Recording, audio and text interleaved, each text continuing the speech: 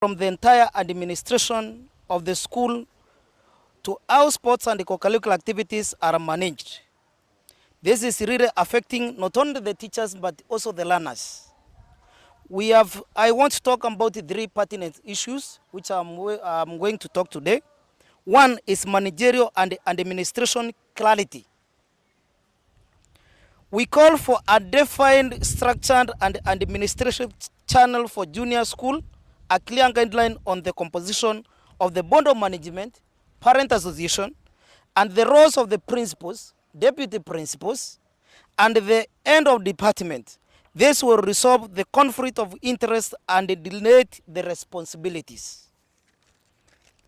Number two, I want to talk about the demarcation of teaching and administrative tasks. As union, we demand a clear separation of teaching and administrative duties in the JSS.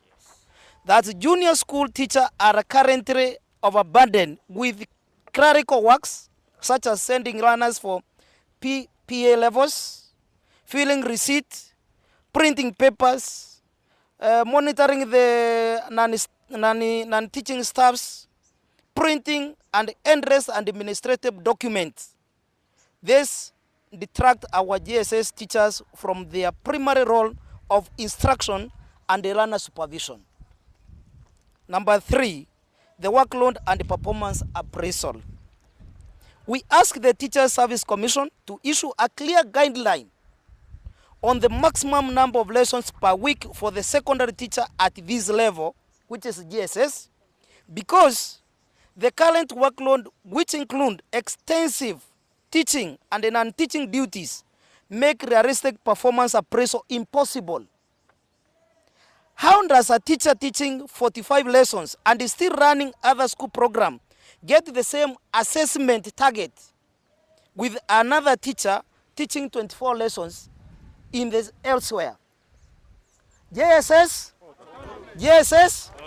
and because of that, we are also asking the Teacher Service Commission to give us a clear definition. The teachers who served for 2 years in turn, when it comes to the promotion, where will this teacher start counting his or employment? Does it start when he or she was the permanent and the pensioner, or when she was employed by Teacher Service Commission? That's a clear definition which we want from the Teacher Service Commission. Lastly, I want to talk about the problems which JSS are facing this school. That's why we are saying the JSS must be an autonomy. It must be an independent school. For example, when we are talking about this one now, these teachers are handling what they were not even taught in universities. Someone who was taught chemistry and mathematics is handling agriculture. Reasons. First of all, when the curriculum was made, it was strictly saying about the system of 2, 6, 6, and 3. And now we found out that there are these things that are coming up about 2, 9, 3. Why? How did it happen? How did it even come to this? It is so weird that in primary school that we are being domiciled, we are being governed by an head teacher who has the lower grade than the people who will come to govern JSS as a deputy teachers. In a deputy principal supposed to be in T1, and the teacher is supposed to be in C5. When we look at those career progression guidelines, it differs and it sounds kinda weird. And number two, we talk about the learners themselves. When we talk about education in this country, education is, we offer quality education for the interest of the learners and not unions or teachers themselves. Number one, the reason that we think that the president or the government saying that the education should be, the JSS should be domiciled in the primary school, it was because of the financial constraint. And now, it is 3 years now down the line, and now the government should have the money to make the JSS to be distinctive and to have its own administration. Number two, we have the problem when we look at the people, the children, the pupils that in the student in junior secondary school are the learners that are in the middle age or in adolescent stage. When we combine them with the small children in grade 1 and grade 2, they lack self-identity. They don't know, they cannot get aware of themselves. What they only have is the uniform. They have only changed the uniform, but the environment is the same. This is not encouraging at all. It is not encouraging to our learners, and we need to make them understand where they are.